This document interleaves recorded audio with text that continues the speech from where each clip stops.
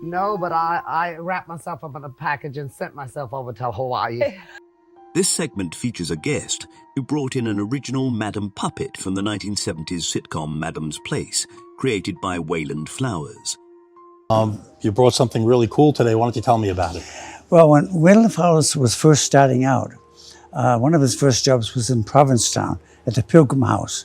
And my friend Dana found out that it was Wayland Flowers' birthday, so he threw a surprise birthday party. But he was a pretty impressive guy. He was one of the early actors who came out as openly gay, which was a big breakthrough. Yeah. The puppet was handmade by Flowers and lacks movable hands, distinguishing it as an early version. Only 2 other original Madam Puppets have been auctioned, selling for $4,500 in the 1990s and $12,500 more recently. Given today's market for nostalgic childhood memorabilia, what might it be worth today? Probably estimated somewhere between $15,000 and $20,000. Holy Moses. So it's a nice gift. Madam, You had a good eye. you're quite the girl. Yes, she is. The guest is thrilled by the unexpected value, as many fans immediately recognized Madame when it was brought to the show. I was gifted this lithograph and the bottle of whiskey that goes along with it. It's from a very dear friend as a retirement gift. Anytime the man visited his friend's cabin, he admired the engraving which was hung on the wall. He finally received the engraving from his friend as a retirement gift a week before bringing it to the show. The page was the centerfold of the newspaper, which was an advertisement for a whiskey brand owned by St. Suit, a whiskey baron who produced whiskey for decades, since the middle of the 19th century. His whiskey empire ended in 1888, after his death. Luckily for the owner, whiskey-bottled collectibles were in high demand. The earthenware jug at auction, we believe, is worth between $500 and $700. Oh, wow. At auction, it would sell for between $3,000 and $4,000. Wow. Wow. Wow. That's too much. Making both items value at $3,500 to $4,700 altogether. Happy retirement. Remember the Pokémon card fever was trending back in the day? Turns out it is now worth a pretty good amount of money. This 90s lady was obsessed with the Pokémon trading card collection and played them virtually everywhere with her friends. Like most 90s babies, I fell into the craze. We were playing with them on the school bus, trading them, and my mom bought me this set online. Her mum, however, felt she was being cheated in her Pokémon trades, so she paid $35 to purchase a complete set of cards for her from an online website during the late 1990s. The collection the lady had was the original Pokémon set from 1999, the first 102 cards released in the Pokémon game. It had 16 original holographic cards. Being a 90s baby myself, the Pokémon craze was insane. When we look at Pokémon today as a brand, as a franchise, Pokémon is an all-encompassing brand. It's unbelievable. Pokémon is a Japanese media franchise owned by Nintendo. The franchise consists of video games, animated series, films, trading card games, and other related media. It was released in 1996 in Japan, and later in 1999 in the United States. The name Pokémon is an abbreviation of the name Pocket Monster.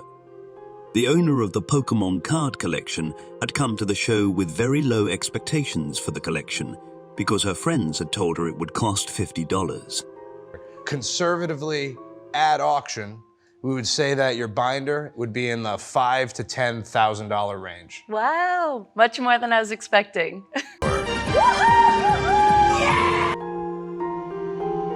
After hearing the value of this sideboard, this lady will probably want to keep it protected by all means. An elderly woman brought a wooden sideboard which she inherited from her grandmother. Her grandmother's family were originally from New Galloway, Kirkcudbright. The sideboard is a Scottish sideboard called the Scottish Sheraton due to its Sheraton style, which was made in the 18th century. The design was given the name by its originator, Thomas Sheraton, and it was characterized by a feminine refinement of the Georgian furniture styles. The design was a major source of inspiration for most furniture made during the 18th century. Scottish Sheraton furniture has a good reputation for their classy style and high prices at auction.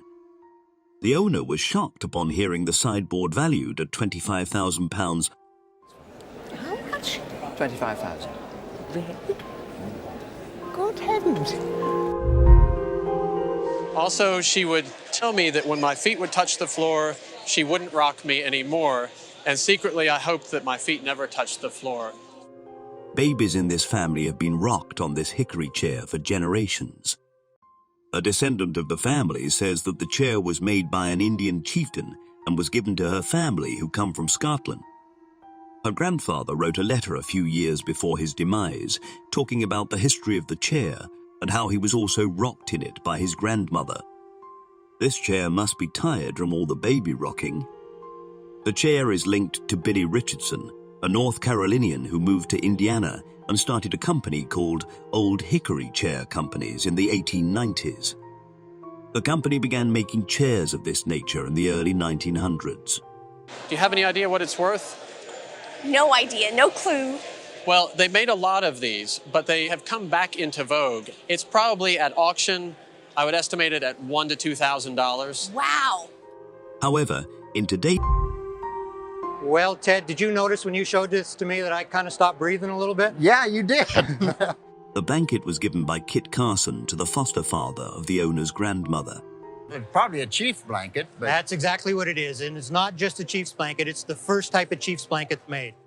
The blanket was made by Navajo women for UTA chiefs and was called UTE First Phase Wearing Blanket.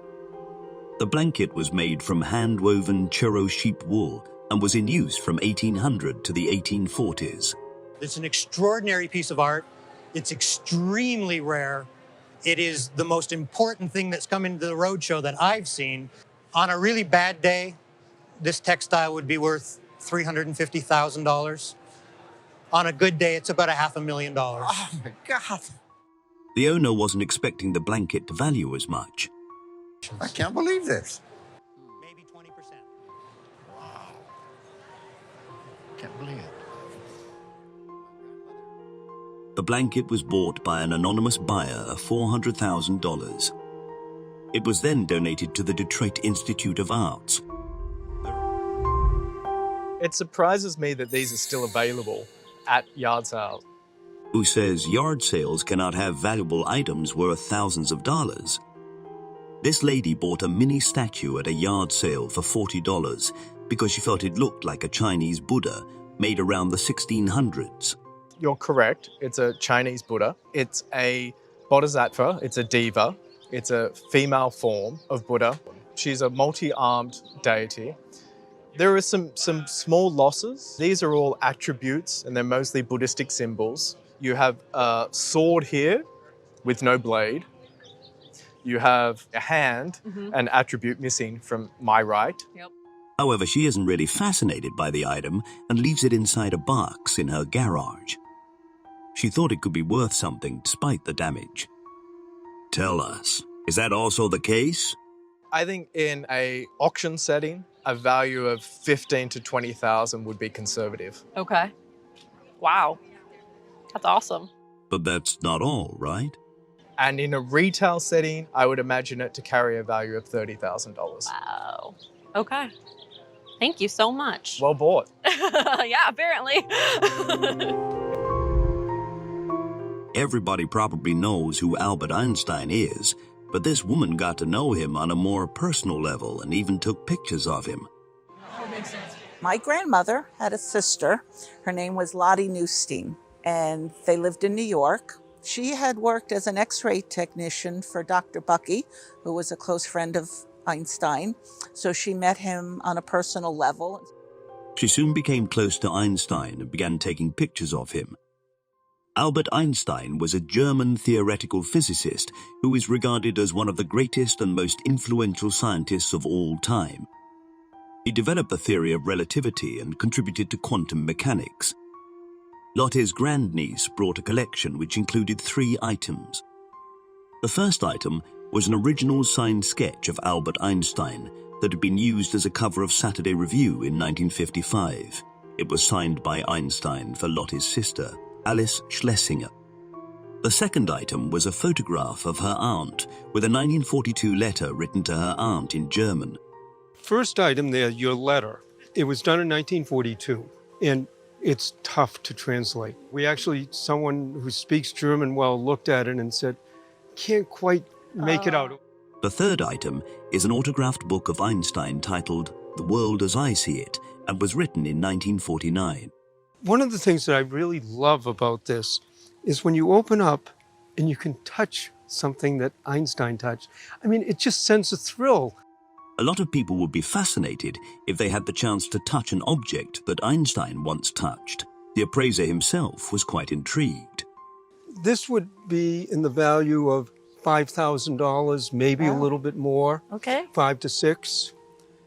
This one, 1951, and this is probably a $3,000 to $5,000 just for the signature. And then the last one is a nicely signed book. And again, you're probably in that $5,000 to $6,000 range because he didn't just sign it. So you have $13,000 to $17,000 in a retail value. Thank you so much. It's nice to know.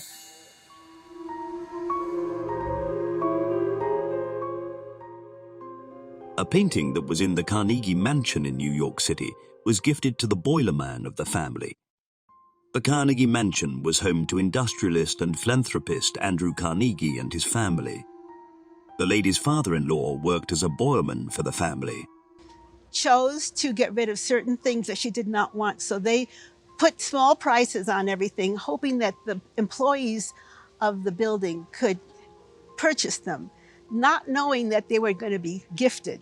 Wow. So everybody picked some moderate things to take, and then at the end they didn't have to pay for it, and this is one of them. And it was in my in-laws' house since 1946, which is the year my husband was born, and he remembers it being in the house all those years and loved it. The painting was done in 1900 by Joseph Henry Sharp, a famous American painter and founding member and spiritual father of the Teos Society of Artists. Sharp has produced around 10,500 works. I think everyone would like to receive such a gift from their employer. This painting would bring between $50,000 and $70,000. I can't believe it. That's amazing. We mostly get to see behind-the-scenes footage of movies, but this time we got to see a clapperboard that was used during the production of Jaws, one of the biggest summer blockbusters in 1975. Jaws is an American thriller based on the novel by Peter Benchley.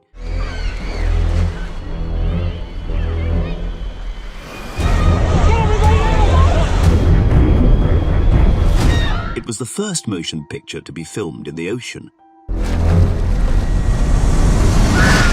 The daughter of a man who worked in the transportation division during the production of the movie says the clapperboard was handed to him by one of the camera crew whom he was friends with.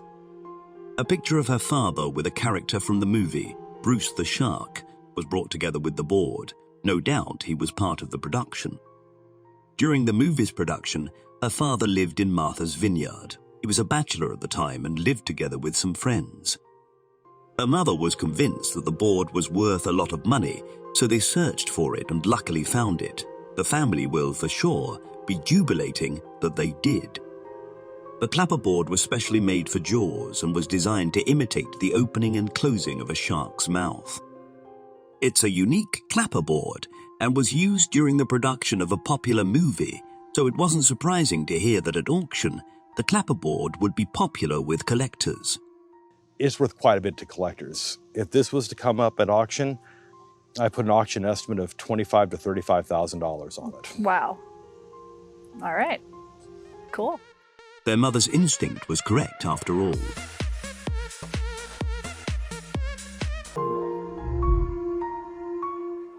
These are 2 games for a Nintendo gaming system, and my dad gave these to me.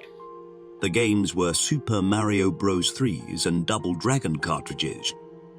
The games were given to her by her father, but because he had them already, he never opened the ones he received. Super Mario Bros. And Double Dragon cartridge were widely played when they were released. How much would such a great game be worth? Sealed condition. Yes. Conservatively at auction today, the Super Mario Brothers 3 would be $1,000 to $2,000. Oh my God, that's a lot. Okay, now this is where you're really gonna thank your dad. The Double Dragon. This is easily a $2,000 to $3,000 game. That's a lot. So, total at auction today for the pair of cartridges, you would be at $3,000 to $5,000 in the market. Oh my gosh, that's surprising. Thank you, Dad. Thank you, Dad. Back in 1871, my great-great-grandmother had a boarding house in Boston, and she housed the Boston baseball team. The first baseball team in the United States was housed by this woman's great-great-grandmother. She had a boarding house in Boston where the Boston baseball team stayed. Most members of the team played for Cincinnati Red Stockings. It was the first professional team with 10 men who were on salary for 8 months. Well, I know the Cincinnati Reds, the first $9,300 I read was the entire payroll for the baseball team at that time. The woman brought some cards which were given to her by her grandfather. He collected the cards and had to cut them to make them fit the album he made for them. Well, what you have here are some of the earliest known 1871 photographic baseball cards. These cards are a sort of trading card that is printed on cardboard, silk, or plastic. The pictures were that of the players, which included Harry Wright, George Wright, and Albert Spaulding, who was the co-founder of a G. Spaulding sporting goods company. The album included letters to her great-great-grandmother that were signed by the players. They must have really loved her. I'm sure she did the cooking, the cleaning for them, because if you read some of these lines here, I am just going upstairs to supper and feel awful hungry, but do not expect much. Poor meals here, too hungry to say any more. Harry Wright. This letter with Harry Wright and Spaulding on it is tremendous. To have anything with their signatures on it is phenomenal because, again, you're talking about the precursor to the National and American Leagues. So, that's all said. Let's see what it's worth, shall we? And I'm going to value this as an archive, everything here. If you're going to insure it, Insurance, okay. I would insure it for at least $1 million. Are you serious? Oh my. Huh. Signed copies of historic figures like the members of this baseball team are always in demand. This lady better put this collection in a bank vault like she said she would. Holy smokes. It is the greatest archive I have ever had at the Roadshow. This man would be glad he saved his family's piece for himself. The guest on the show said he collected the piece when his grandmother was being moved to a different home. No one in the family wanted the drawer, so he took it. Uncle had, I think, gotten a little bit tired of taking care of it. It's a little bit more high maintenance. I think there's some legs and some of the skirt stuff that had been kind of knocked off a couple times. The chest is furniture from the Federal style period, which lasted between 1789 to 1823. It's just veneer and accents. The inlay that... Although the surface of the furniture is not the original, it is old and of great quality. I think I could put an auction estimate on this piece without any difficulty of $15,000 to $20,000. Wow. That's pretty amazing. That's cool.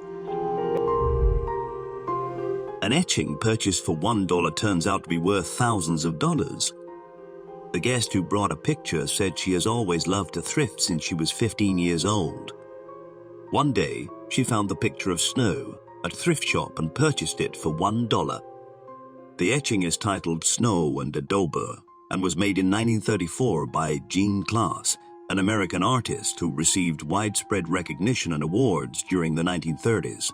Class fell in love with Mexico when she and her husband visited the country. Then she set up a studio in Teos and started making etchings there. Snow and Adobe is a super scarce etching by Class and has never appeared in any auction. The owner had turned down a $2,000 offer to sell the picture. Was that the right decision? I would put a replacement or insurance value on this work at $10,000. $1, $10,000. Ah, thank you. Thank you. Oh, that's amazing. $10,000. Seriously. This rare 1837 Colt Patterson revolver represents an important milestone in firearms history. Invented by Samuel Colt in Patterson, New Jersey, it was one of the first successful repeating handguns. The revolutionary 5-shot cylinder design marked a major advance from single-shot pistols and muskets of the era. Colt patented the solid frame and percussion cap ignition system, enabling repeated firing without risk of chain detonations. The Patterson Colt gave American soldiers and settlers overwhelming firepower, helping to tame the Wild West and displace Native Americans.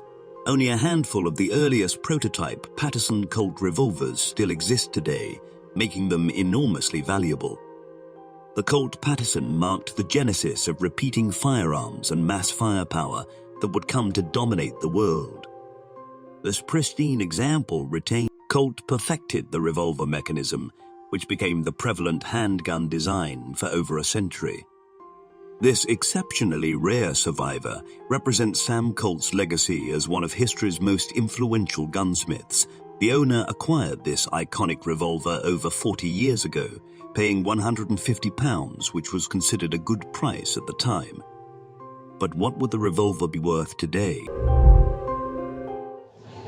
I brought in a Rolex watch that I had purchased while I was in the military.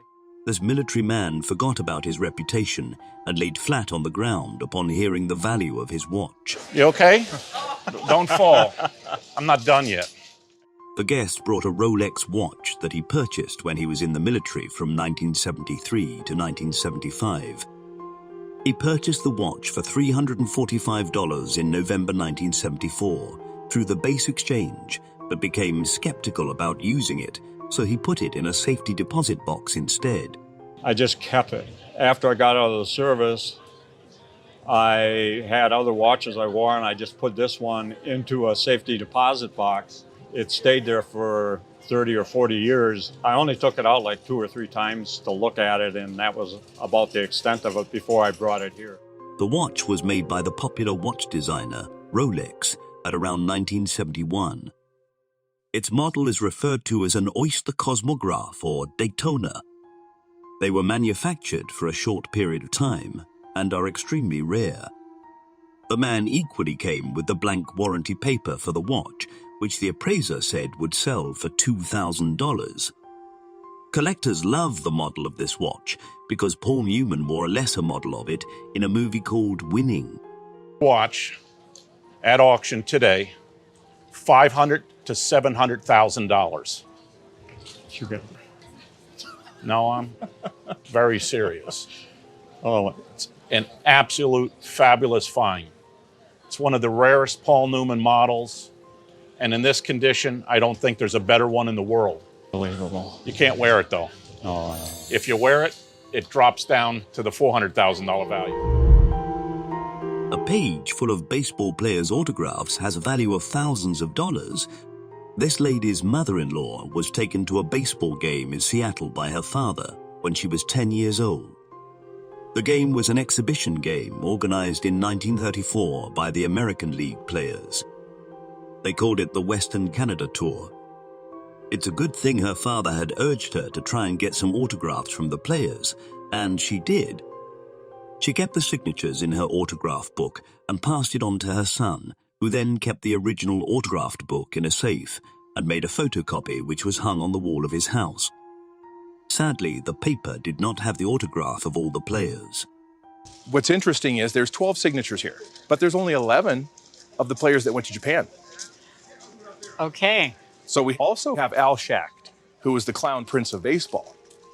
So you're actually missing 4 players of the 15 that went to Japan. I would say at auction, I'd put a value of $10,000 to $15,000. Wow. Wow, that's great for a little piece of paper with signatures. I would put an insurance value on it of $20,000. Oh, okay. Great. Not bad indeed for a piece of paper with signatures. Watch our other videos to catch more funny reactions to the prices of items on the Antiques Roadshow.